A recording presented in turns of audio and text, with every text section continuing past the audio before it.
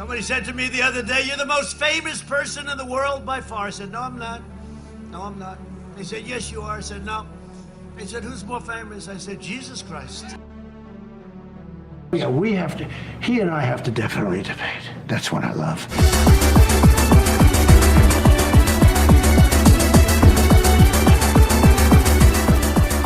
Hello. Oi, How's it going, buddy? let me change.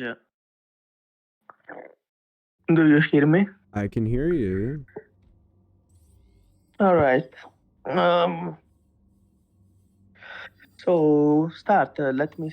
What do you think about why should everyone, every single one, have the privilege of voting? Well, so let's just kind of frame the conversation quick, because remember I'm recording it, so I want to make sure that we've got some context. So this is with regards to the whole Starship Troopers discourse that was going around on Twitter for the past few days, or X. And in Starship Troopers, your part of your full citizenship status, including your voting rights, are gate-kept behind a requirement of civil service. So the idea is that if you serve the country, or the Terran Federation rather, and I don't even think that it has to be just in the military. I'm pretty sure there are like other civil service areas, but that's the only way that you attain voting rights. And I said that that is anti-democracy because I, as an American, think that voting is something that everyone should be able to do, regardless of anything outside of citizenship status. So, and then you said that, what was your position? It was basically the opposite, right? I thought that the privilege of voting rights should be available to people that serve the country via military service or contributing to the economy of the country, like being useful to the country in general. I don't believe that people that don't do anything and are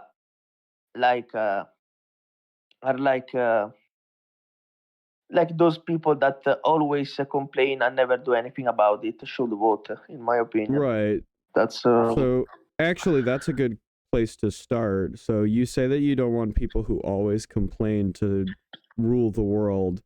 Because they could vote because like you said in the private chat, you said that if democracy it's better than dictatorships because if a dictatorship is the regime, a retard will rule the country for too long. In democracy, we can choose the two retards, no, and we can choose the less one that is retarded. But if you let people that is I don't know, not very clever or not very knowing of the economy and stuff. Like some people here in Italy vote people just because they want free money and free service. Not free service, free money because they don't want to work, because the free healthcare should be available to everyone. Like I think that those people shouldn't be allowed to vote. Okay, so Sorry. I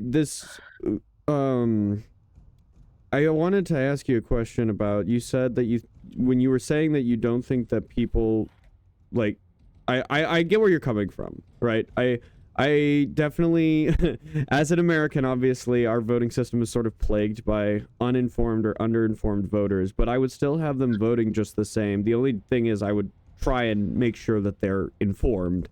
But in my opinion, hold on real quick. In my opinion, the people who are complaining are the people you should be listening to, right? Because if the country is so perfect that you don't have any complaints, then I would say that you don't need to have democracy. You don't need to change anything. You seem to be doing everything correctly to the point where you literally, I mean, right? So, well, and this is where we get the dictatorship argument, right? So, I just... The problem is... Go ahead. No, sorry for disturbing you, but the problem is that this thing you say that I already told you, people that complain about the country, there are two types of people. People that have genuine and useful complaints that critique the politicians, like if they do very stupid things, like I do, or people that complain because, like in Italy, they want free money and they don't want to work. Like they like that example of the plane. The people, instead of voting the good pilot, they vote the pilot that gives them free snacks. And then Wait, what plane, example is this? I don't know the name, but it was a example that works very well. Basically, they vote the pilot that gives free snacks because they make them happier, but the plane crashes because the pilot doesn't know how to drive the country. While the other guy knows how to drive the country, but since he doesn't give free snacks because it would be too costly. Sure. So I would say that the problem of the inept pilot exists still in a dictatorship or even in a reduced voting society. But in a society where voting is gated behind like restrictions, and we can get into that in a second, but in a society where voting is gate-kept behind restrictions, it's even harder to get the inept pilot out of the cockpit, no?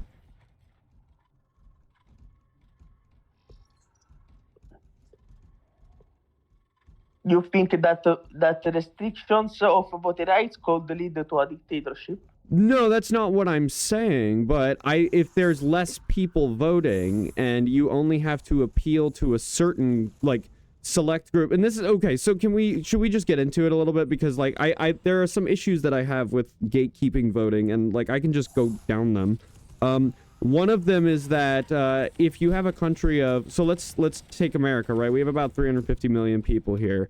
And let's say that they restrict voting to only veterans in the military, which I would have to look up the actual. That is bad. That is bad. That is bad. Right, but so I'm just using the Starship Trooper. I think that's the movie, right? How many veterans U.S.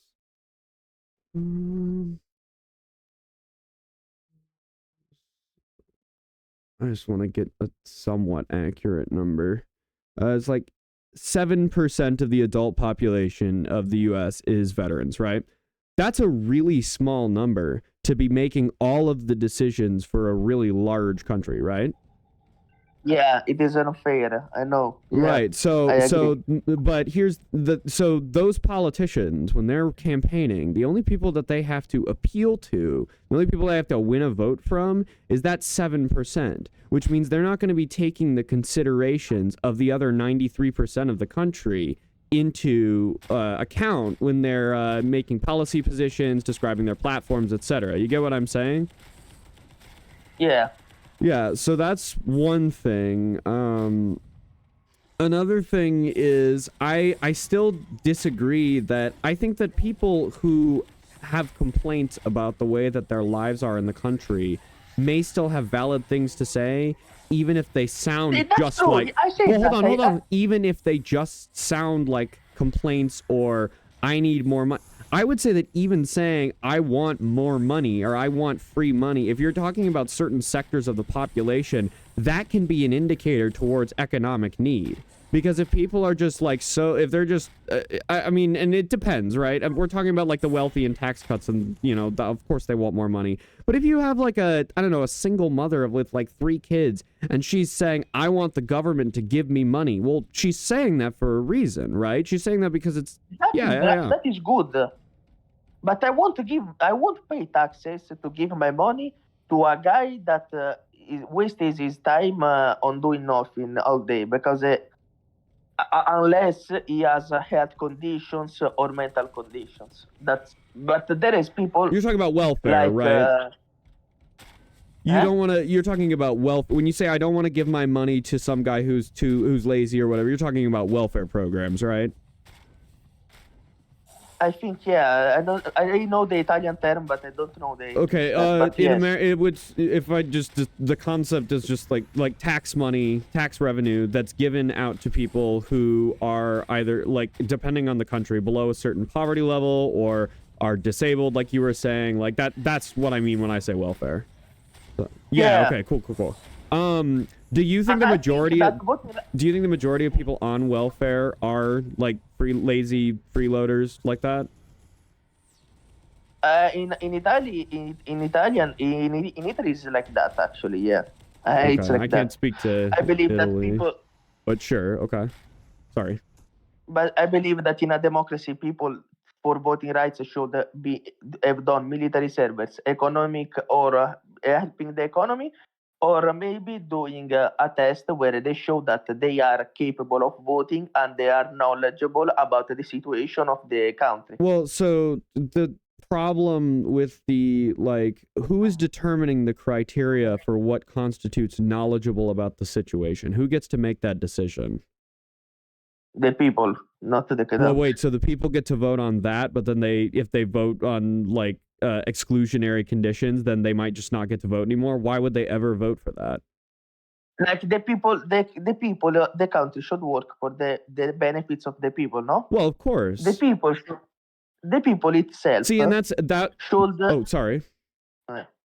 The people I'm saying, the civils, should gatekeep or the people they consider how do you say not wait idoneo. How do you say idoneo in English? How do you Wait. say what now? Suitable for Okay. voting. Like if you met someone in real life that was really lazy, really doesn't just wants welfare money and uses your money just to get drugs or drinks or other stuff, yeah, I think you wouldn't let him vote. I mean, well, first of all, I would, but also, why is he in a situation where all the money that he gets is spent on drugs? Are there, like, socioeconomic? I would try and look at the socioeconomic factors that may have pushed him in that direction, and see if those are things that can be addressed with, like, policy. Yeah, I think yeah, I understand what you mean. Like some people out of the economy and the country expectation get depressed and they act like that. That's okay. Yeah, okay. That's fair. What are you saying? I don't understand. Like some people in the country could be lazy or take drugs because of the hardships of working expectations and other factors. Not even necessarily that. I mean, there are entire areas in America that we just call, like, meth towns or meth areas, where methamphetamines are so, like, baked into that community's structure. They sell them, they do them, like, the entire town or area is a wasteland, and that's all that it is just people like meth heads, like, for as far as the eye can see. I don't think that those people are lazy. You know what I mean? I don't think those people want to do meth. I think that the area that they're in, like, if you're born into that town, if you are born in an area where just, like, meth commands the community economy, what the fuck do you do? Like, look, right? And that's a thing that the government and the people should fix. Well, I mean, I agree, but the problem is what the ideas that you're proposing would exclude those people from being able to vote for politicians who would promise to fix those, like, problems, right? No, the problem is if a politician says he wants to fix that country because of the drug problem, that's okay because it improves the economy, the nation, and the reputation. Like that's good. I'm talking about other things like giving welfare money to people that literally have been raised by a family that sent them to school. They have the knowledge but don't want to work because they are they are entitled or other matters. I'm talking about these people. Well, right. So I asked like, you earlier, do you think that's the majority of people on welfare, like everywhere? You said in Italy. Do you have any, like, I know I'm not expecting you to, but do you have any data that like sort of pushed you in that direction that made you think that? Or is it just a feeling? No, it's I talk with a lot of people, and a lot of Italians think this way. So it's but nobody has anything concrete like statistics wise to point to. It's just kind of how you all feel. Yeah. Okay. Also, another problem. I mean, that's fine. I'm not trying to like grill you for sources. I said this was unprepared and chill. Like I'm just curious, you know. So also another problem. Yeah. Also another problem is that illegal immigrants. I'm not racist. Like if a guy comes here in fair and square, it's okay. But if you come here like an illegal immigrant and you want free my money, welfare money, and you want to vote, that's bad. I don't think you should vote or get my money. I could probably you're agree with that. I don't what the issue, so I don't know what illegal immigration looks like in Italy, but I can say in America we have such a large population of them and they're affected so directly by policy in this country that it's hard for me to I would be willing to concede it like if it meant like getting a bill passed or something like that, but I still believe that those people should have a democratic voice in what happens in the country. But that I understand that that's, you know, pretty lefty. I don't know what the numbers look like in Italy though, so I can't really speak to them. Immigrants here are a lot. 2 weeks ago, a 13-year-old girl was raped and killed by 7 Arabs. I saw that story. And that's one case of many. Well, a lot of girls get killed. I mean, that's why I think that gun rights should be.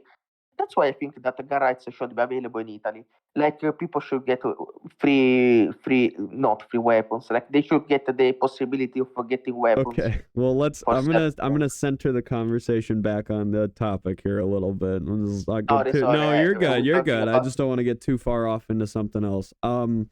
So let me ask you, I think I asked you this already, but can you remind me of your answer? Do you think that the purpose of the government is to be served by the people or to serve the people?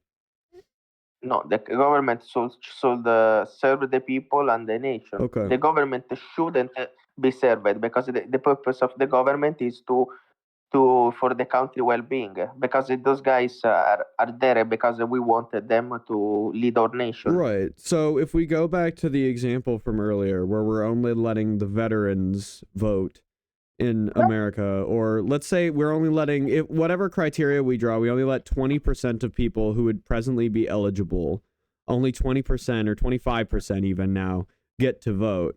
Do you think that they're incentivized to vote for politicians and policies that help the broadest number of people, or do you think they're only looking to cement their own power and enrich themselves? I think that since they have been through the military service or have met other criteria, I think that they have the capability of voting the guy that can fix the country it's not really about capability, because at least insofar as I'm concerned, capability with that, like in that extent, about like whether or not you're capable of voting is a pretty arbitrary line to draw, and I don't think that any person should get to decide what that capability is, because then there's a possibility of intentionally excluding certain groups because you don't believe they're capable. I mean, we have a history of that in my country. But in another sense, it's not so much about capability, it's about the stakeholder nature of it. So do you know the difference between shareholder and stakeholder capitalism? No, okay. I don't remember. So shareholder capitalism is the idea that corporations work for the enrichment and the benefit of the shareholders, right? The people that own stock in the company, but not necessarily the stakeholders, which is anybody who's affected by the actions of that company. So if you have like a massive coal plant, right? And they're dumping pollution into the atmosphere, but they're massively enriching their investors, then that would be an example of shareholder capitalism screwing over the stakeholders. That's the sort of thing that I'm trying to avoid when it comes to voting in the country. So if we only allow 25% of people who, and again, the requirements of my country, I believe, are just be a U.S. citizen and be above 18, and not be a felon. They told me that military service for men is needed too. What? No, I was just saying in my country, like. No, in America, they told me that you need the military service to vote. Yeah, they told me this. Who told you that? A guy told me. A guy that lives in Texas. Oh, bro, that dude lied to you. That is not true. Okay. Why do you think Donald Trump got elected? Are you fucking kidding me? It's because we let all the idiots vote. But well, Biden isn't a great leader, I think. Say again. Biden hasn't been a great leader too. Biden has not. I'm a leftist. I'm not a staunch Democrat, so I'm not and I'm not a neoliberal, so I'm not behind everything that Biden's done. But I think he's done a much better job leading the country than Trump has. And as we're sort of alluded to near the beginning of this conversation, it is just sort of determining the lesser of two evils at every single election. But so when we have only a small portion of people who would get to vote in those elections, as opposed to the vast majority of people in the nation, we have disincentivization to work towards the betterment of the people at like the capital P, like the entirety of the nation, and just the people, lowercase p, who vote.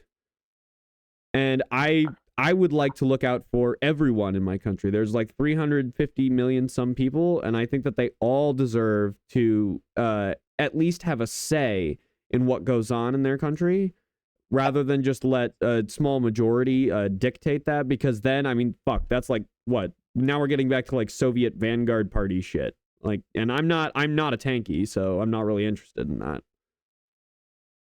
The problem is that, as you said before, the country should work for the benefit of the people. No, that's what he said. Yeah, and you absolutely. think that everyone should have a say? I think so explicitly, I would say I think the purpose of the government is to serve the people. Yeah. I think that democracy is the best system we have, because in a dictatorship it could go everything down, because we could have a writer that rules for too long and ruins the country. No. Yeah, well, and I said in our DMs, it's the idea that like democracy lets us test like a large group of people's idea rather than just let one guy test his ideas. Yeah. But hypothetically, if we get a dictator that is very clever, smart, and doesn't get power over his head and works for the betterment of his country, is much more efficient than a democracy, in my opinion. Okay, so but it would never happen. I was just about to say, I would concede the rationality of that position, and I would even say, if such a thing as a benevolent dictator existed, I would have no choice but to be behind them. If we're talking about like something, and I don't know that we would describe him as like fully benevolent, but if we're talking about like a god emperor figure, right? Like the emperor of mankind, something like that, where he's just like, hello, I'm here to save you, and we're all going to be based, and everybody's going to be happy, and it's going to be chill. I wouldn't have any, like, rationally speaking, I wouldn't have any qualms against that. The problem that we run into, and you already kind of said that's not going to happen because it's never happened. Because, like, it's just, I don't think it's possible, at least for a human, to be a benevolent dictator. No, there are benevolent dictators. Julius Caesar, well, he wasn't a dictator. Augustus. Who's that? Whoa, hold on a second. Hold on. Who did you say? Some of the Roman emperors were benevolent. I would not say that the Roman emperors were benevolent. No. Well, surely they didn't get over his head since they managed to build the greatest empire in history. It also, I mean, for the greatest empire in history, it sure kind of crumbled, didn't it? To like a bunch of guys in like kilts and shit, right? Well, because of corruption side. But let's get back to the voting. All right. So I was saying, voting rights. If you think that the government should work for the benefit of the people, I think that the people should gatekeep voting rights from other people that they deem not good, not suitable to do that. Well, right. So, like, okay, go ahead. No, tell me. Well, so we're going back. We're going in circles here because you know what I'm going to ask you again, right? Yeah, ask me again. Well, okay, so I'm going to ask you, number one, how do we determine what the criteria of a quote-unquote suitable voter is? And number two, why would people, because if we're saying that the people get to decide who a suitable voter is, we're assuming that they're all deciding on that criteria that would then inevitably exclude some of them. What is the incentive for people to vote towards that end? The incentive towards gatekeeping towards that is to make sure that the people that are voting have knowledge. They meet the requirements, the criteria of knowledge. Do you think that just knowledge is what makes a competent voter? Oh, okay. Sorry. You're right. I'm sorry. Knowledge, being mature, being having military service, being useful to the economy, or have built up a family and being a mother for women, or maybe being a father and the woman works in the economy. Well, being useful in general to the country, being or maybe having proven to be knowledgeable about the current country's situation, and you could vote someone to help you if you have disabilities, like someone that can't walk or a single mother, and they could vote too. Yeah, if they've proven to know who to vote, because welfare money should be a must for every single mother and every person with disabilities. Like, it's complex to explain. So please try to understand. Yeah, one thing I want to hit on, you've said it. You keep coming back to this point of like being useful to the country. So if we can engage in some hypotheticals here, we've got useful people that are allowed to vote. What happens to the quote-unquote useless people? Well, I don't like to call them useless because human life has always value. Well, if we're well, hold on. I'm just using it as an anti. No, I didn't say that. I didn't say that you called them useless. You're a nice person. I didn't never say that. Don't worry. Well, if we're because I thought I was just, if we're engaging in this hypothetical where we have people that are considered useful, it would seem to me that historically, anytime we have a class or a group of people that are deemed useless, we start setting up death camps. So that would be another issue that I would have with heading that direction. And this is a matter of education. Like those useless unquote people should, if they want to vote, they should do some type of test, or maybe there should be courses that teach about modern day politics. Yeah, like if you do these things, that the government should put available to everyone, because it's important for the country. Voting someone should be a very important decision and not something lightly. Yeah, I think that those useless unquote people can get voting rights if they are helped. Yeah. So what happens when we have 25% of the voters that are useful and 75% of like voting, if we'll say voting applicable, well, hold on, let me finish setting this up. We have 25% that are of like voting eligibility that are useful and thus are voters. And then we have 75% who are not considered useful. What happens when the useful ones vote in vote for policies that say we need to start exterminating the useless people because what purpose do they serve to the country anyways? What do we... Then they wouldn't. Go ahead. Then they wouldn't have. They wouldn't meet the criteria of voting because they are not very healthy. Well, you said, well, like wait a minute. You said knowledgeable and prove themselves like useful to society, and then you described things like military service. By being smart and mature, I meant like having the democracy spirit. Like I should have mentioned that too. Well, what's anti-democratic about voting for death camps? Especially if it's to get rid of a group. I'm pushing you on this because I think that the end results of this ideology are extremely dangerous. That's why I'm glad that we're having this conversation. But like, this is the problem, is when we cede all political power to a small group of individuals, they're no longer incentivized to look out for everyone else in the country in terms of their livelihood and societal health. And two, you get to the point where, well, if these people aren't voting and they're not doing anything for our country and they're just lazy and they're just sitting around and they're just all of our problems. I mean, we have the 30s and 40s to look to see what happens when that ideology gets to its extreme end. I don't even want to remotely approach that.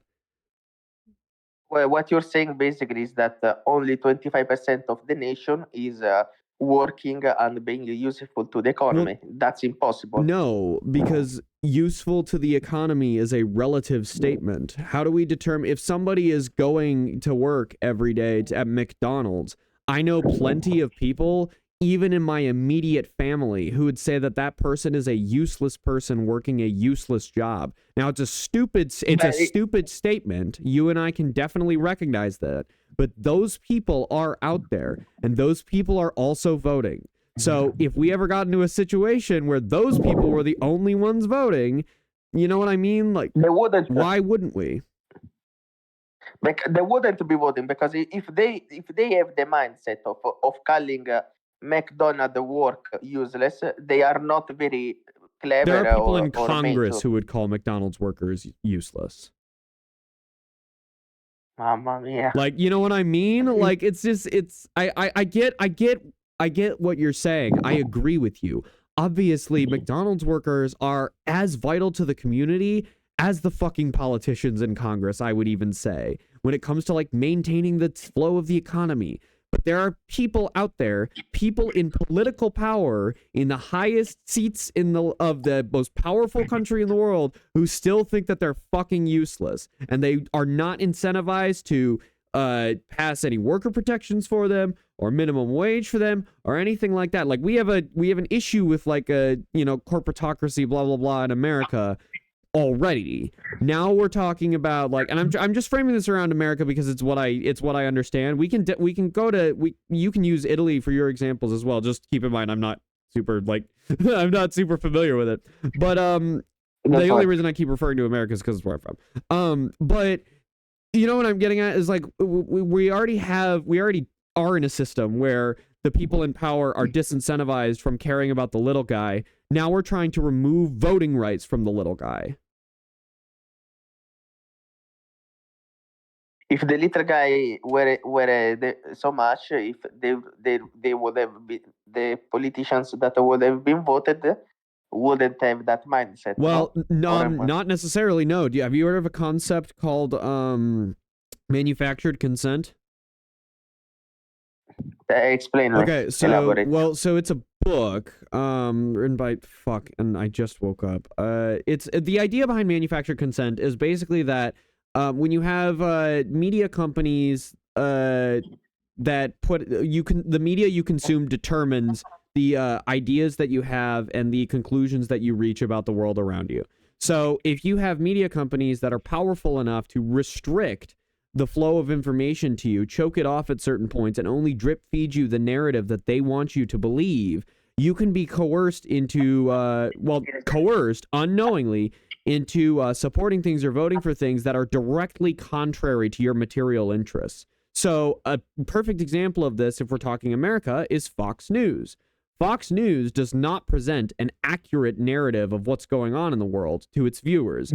It presents a hyper streamlined conservative one.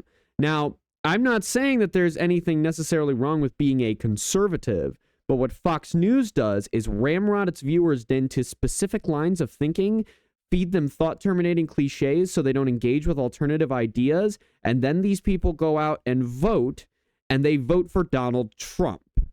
So when we have that system already present, when we already have filters between what's accurate in news and media and what you're actually receiving, and you have to do all of this extra work, because like I do a lot of extra work. I look at a lot of extra news sources to try and stay informed. But when you have to do all of this extra work just to stay informed, I don't think that it's fair to dismiss people voting for Donald Trump as just like stupid idiots who aren't willing to like do the work, or like, you know what I mean? I don't engage in that rhetoric anymore because I don't believe that it's true.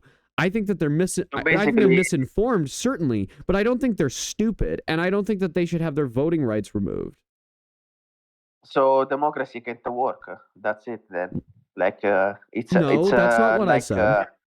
Democracy can work. nature- Democracy can work fine if capital isn't constantly sticking its dick in it. Mm. Keep in mind, I'm a socialist, right? No, what- like. I believe that socialism and capitalism can work together Okay. for the prosperity of a Do you country. understand that socialism and capitalism are two diametrically opposed ways of organizing an economy? And so, like, No, definitionally, I they say the oppose each other. I say the concepts of both. Like they told that like How can you have, how can you have capital ownership and acquisition in a socialist world? the factories and the companies shouldn't be this powerful. Like they shouldn't have this much authority. I think that free healthcare should be available to everyone, but I think that Well, people should be awarded free for the work healthcare with free private healthcare property. actually doesn't have anything to do with socialism. Free healthcare is a progressive position, and so is socialism sometimes. But socialism is just the idea that the ownership of the means of the production should remain in the hands of the people who actually work the means of production, rather than the hands just of the owners.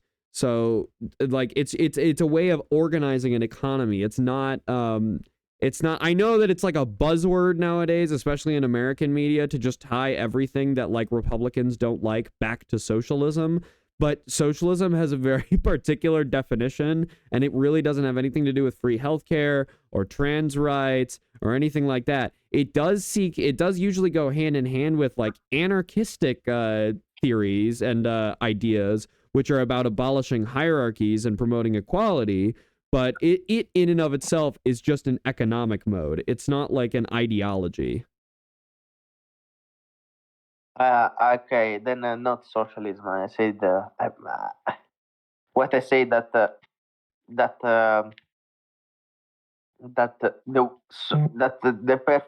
perfect economy system shouldn't be focused on giving power on the leaders of a company or a factory, and should let people have a little more power. Yeah, I agree with that. I would say But- I wouldn't say that it's even necessarily a perfect system, but I would say it's a more just and moral one than the one we have right now. I'm a socialist for like moral reasons. I think that the fact that the majority of people involved in a company's production do all the work and the majority of profit goes to the top, I think that's unjust. But I think that there can be remedies for that within capitalism. The problem is they would never meet my standard for rectifying the injustice. So I'm not a socialist because I believe it's the perfect economic system. There are problems with it, certainly, but there are problems with capitalism as well, as there were problems with feudalism. Like I don't think there is a perfect anything, let alone a perfect economic system. Just so you understand where I'm coming from. Because I know there are plenty of socialists out there who are quote unquote socialists even, who are like, oh yes, this is the perfect way to solve all of society's problems. If we just do socialism now, revolution, blah, blah, blah. Those people are fucking idiots. And they don't actually, I would say that a good portion of them don't actually know what socialism is. Yeah, I know. Okay. So, okay. You say that it's not perfect. Okay, that's what I wanted. Well, yeah. The problem with democracy, what problem with democracy is that,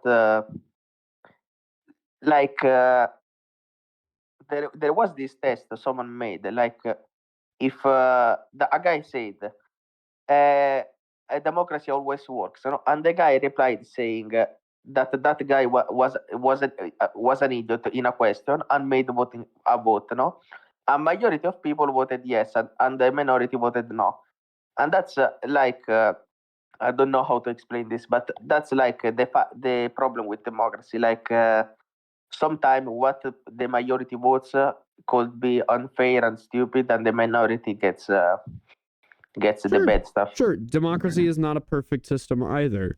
But what democracy, or at least if we're talking about like liberal democracy, what it seeks to do is try and alleviate those situations as much as possible.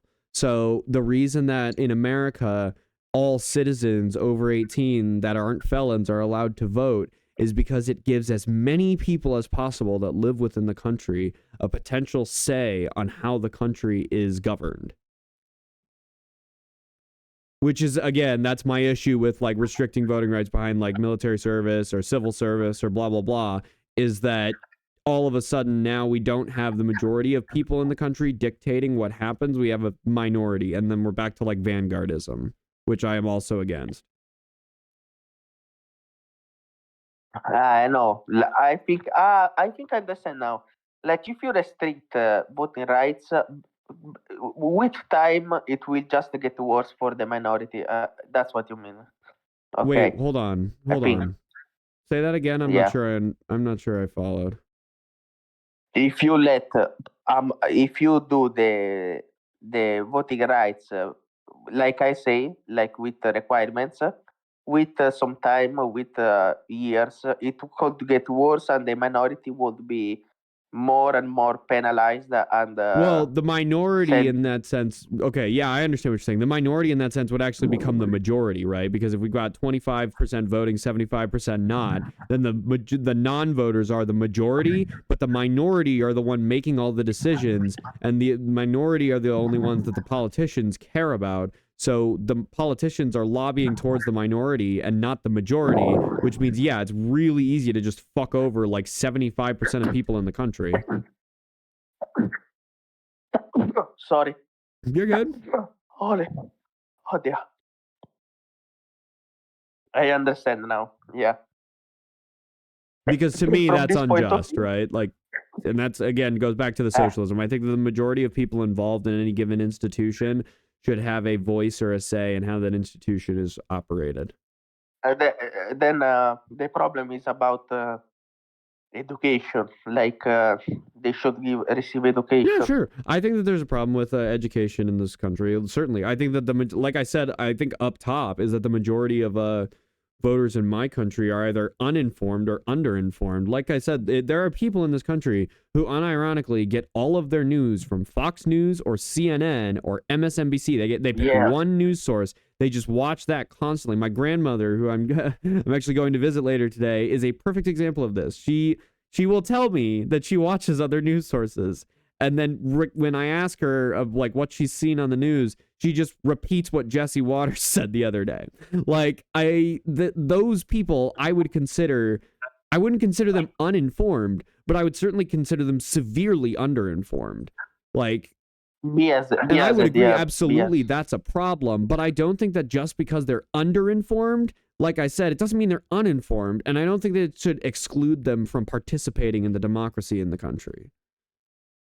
Yeah, it's Fox News that is brainwashing them. Well, and hold on, and MSNBC and CNN, like if you're just watching one news source, that's really fucking bad, whether it's a conservative one or a liberal one. You should be like making sure, like I I read AP and I read the New York Times, and then I watch Fox News, CNN, MSNBC, and then I any other stories, if I see it like come up somewhere else, like another source like New York Post or something, Twitter. I make sure to filter that through a couple different news sources. Like I don't get a news story from one source. I make sure that I'm reading it or watching it from like 5 or 6, especially, and if it's a major news story, I'm reading every article I can find on it.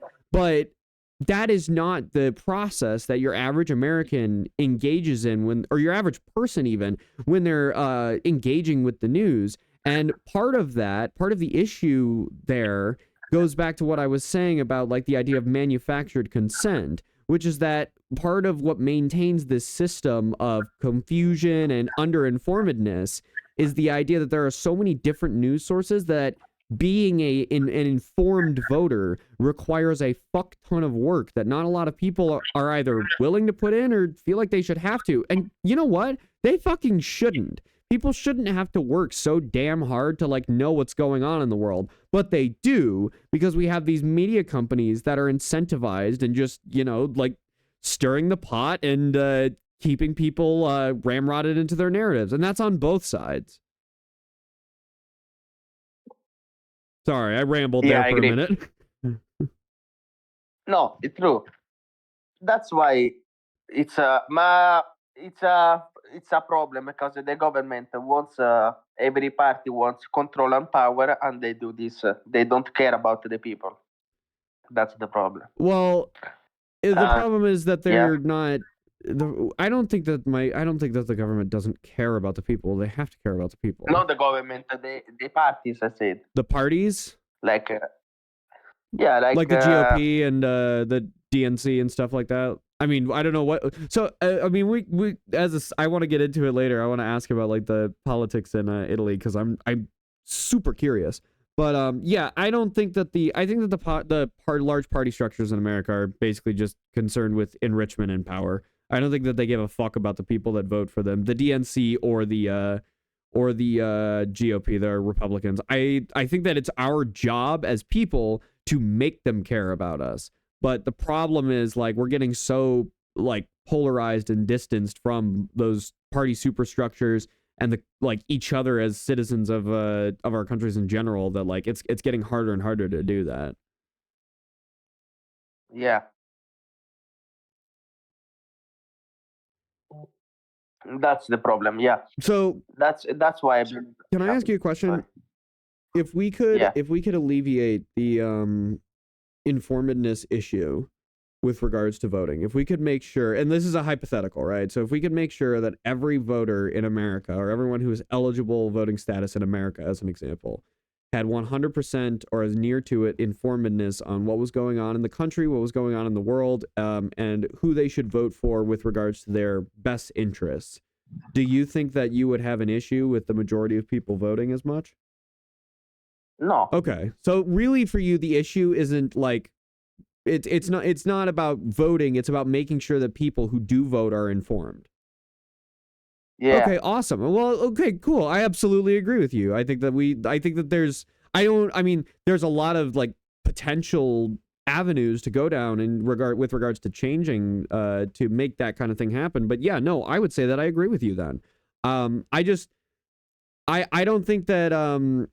think we should try to solve the problem of like media illiteracy or underinformedness by removing voting rights. I think that we should try and correct the issues with our media companies first, or try and provide better resources for people to engage with media.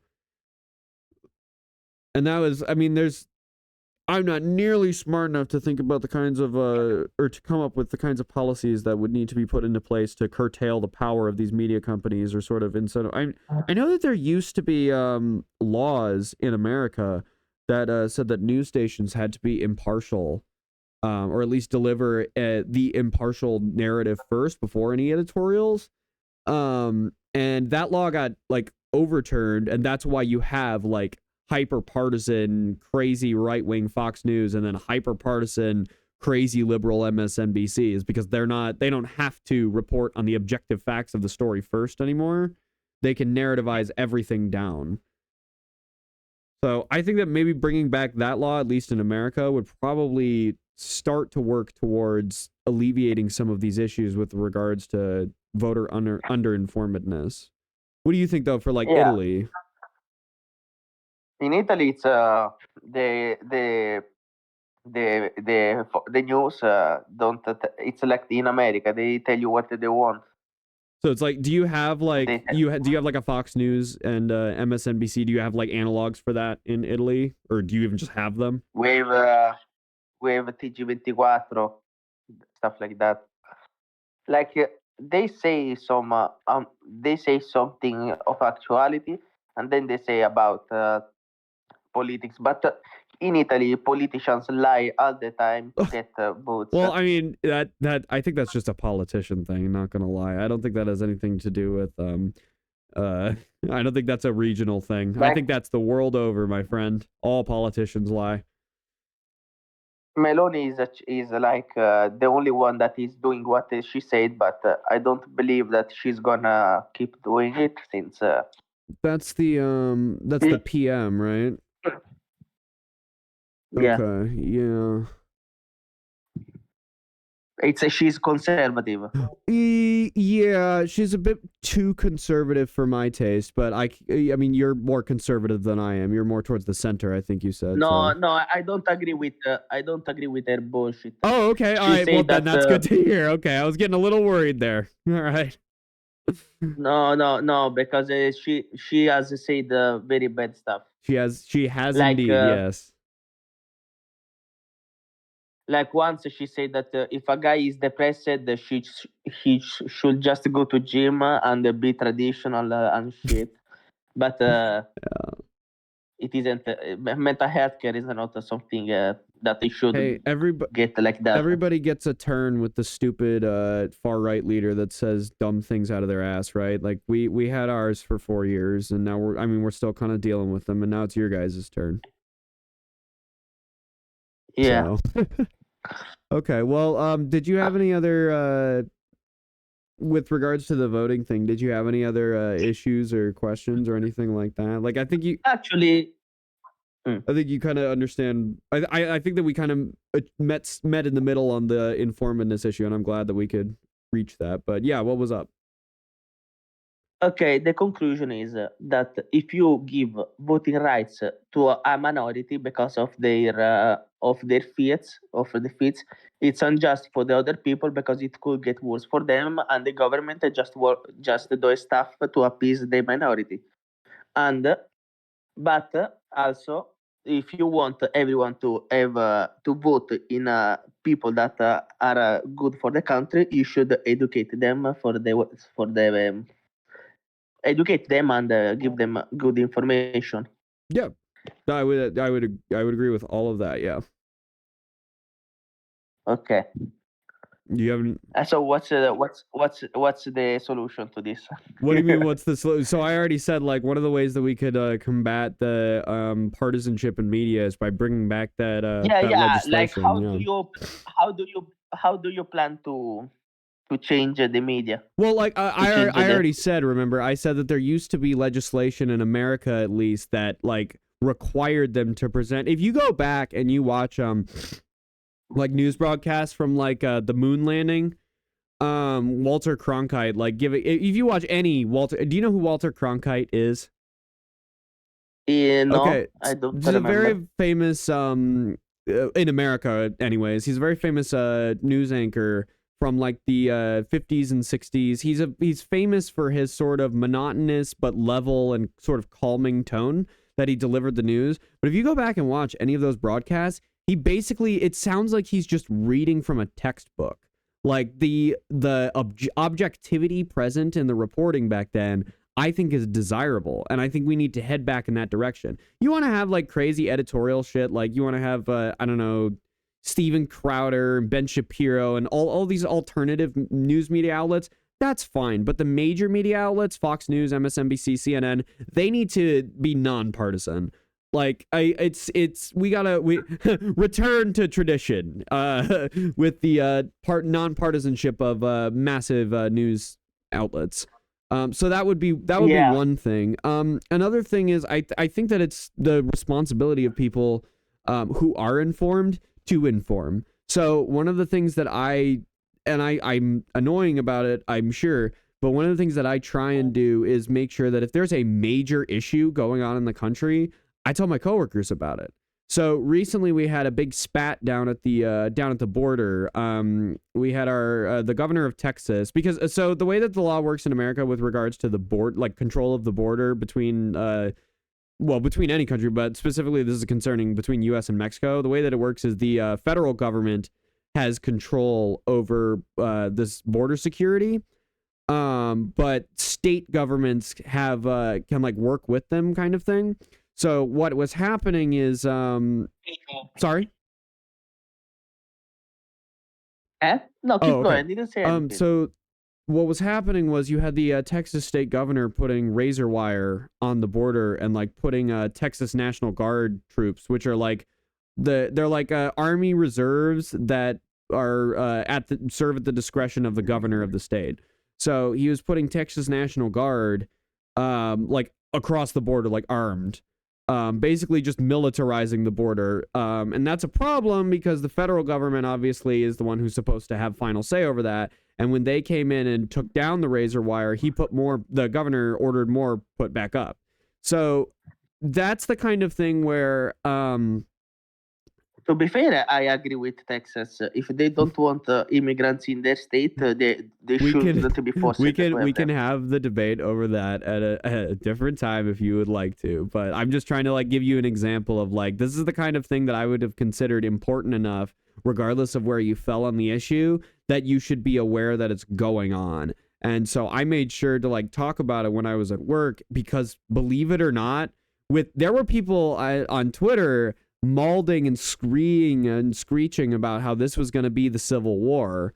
And while that I never thought it was going to get to that point, there were certainly plenty of people that did. There were people posting pictures of themselves strapped, getting in their like trucks, driving down to Texas. Like there were plenty of people across the country taking it very seriously. And with stuff like that, I feel like it's my duty as someone who tries to keep himself as informed as possible to make sure that at least my coworkers knew, hey, did you know there's like a kind of a crazy thing going down in the Texas border and there's kind of a dick off between President Biden and Governor Abbott and like, whoa, it's crazy, right? But like I also try to deliver that in like a super objective, non-narrative, like just give them that, like literally I think that what I said to people was literally what I just told you, which is there's like something going on down at the border. There's kind of like a standoff between the federal government and the state government. The world needs more people like What's you. up?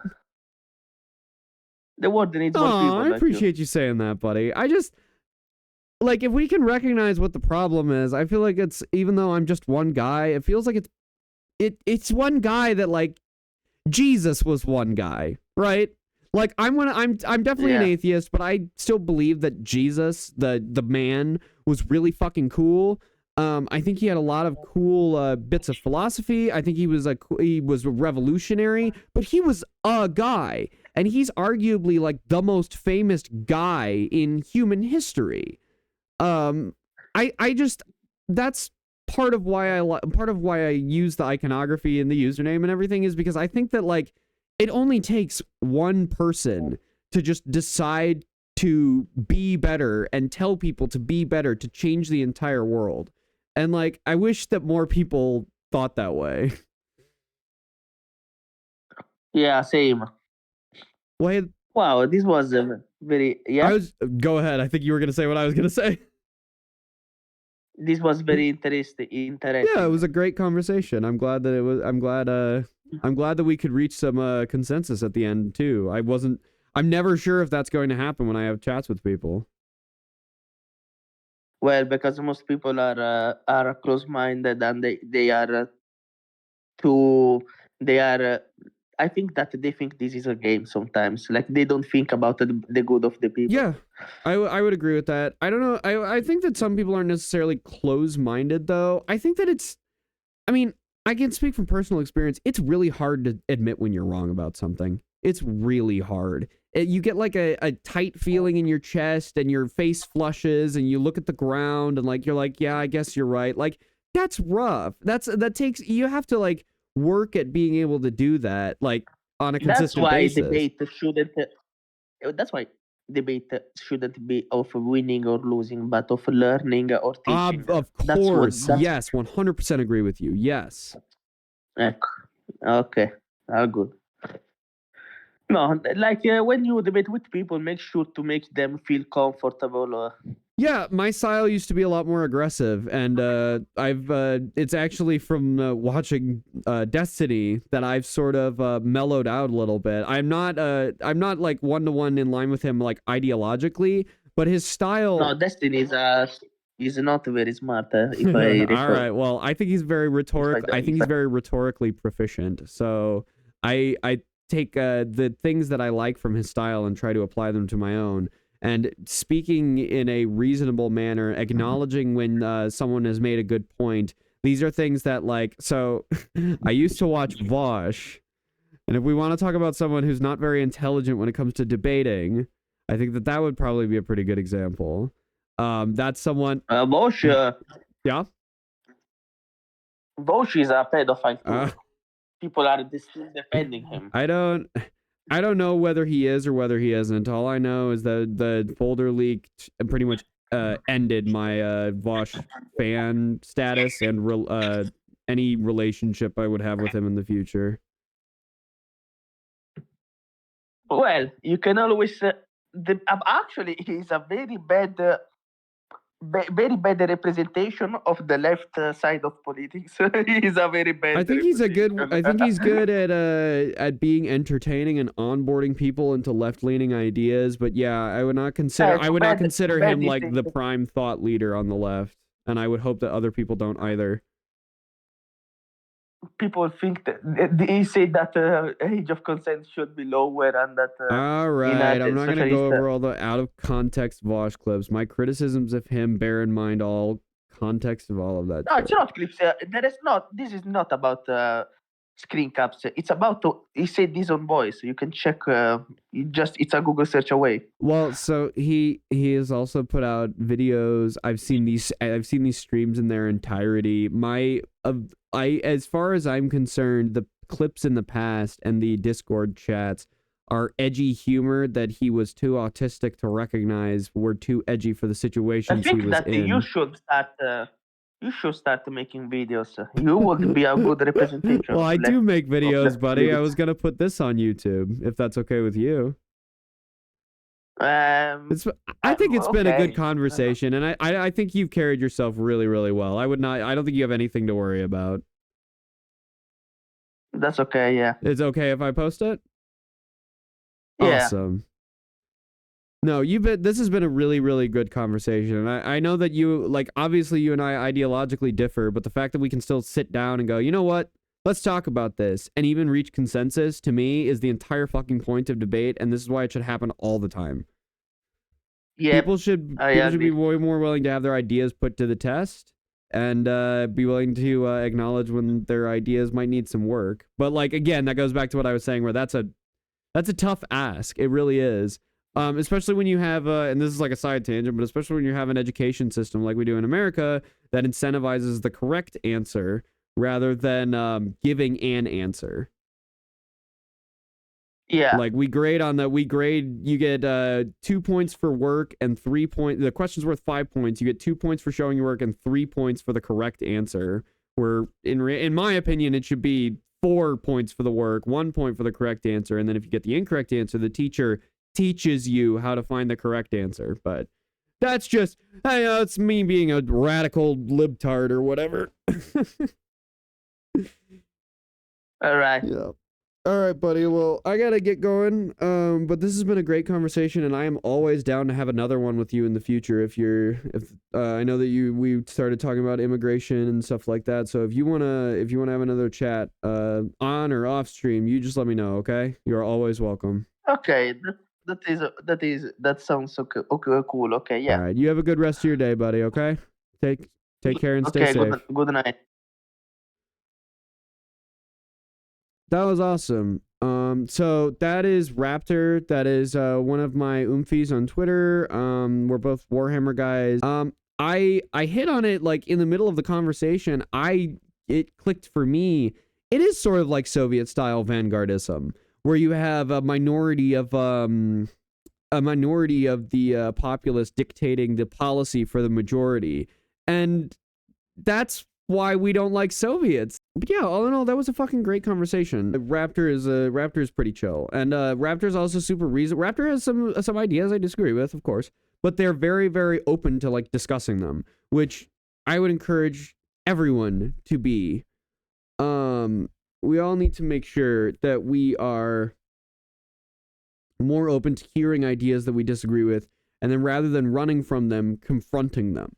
Lefties are losing every leftist ideology has become politically unpalatable to the average plebeian. Well, yeah, but that's leftist ideology, sure, but progressive ideology, no. And in terms of like pragmatic action, right now I'd say that my goals put me more in line with the progressives than the leftists. Although I self-identify as a leftist and I'm a socialist.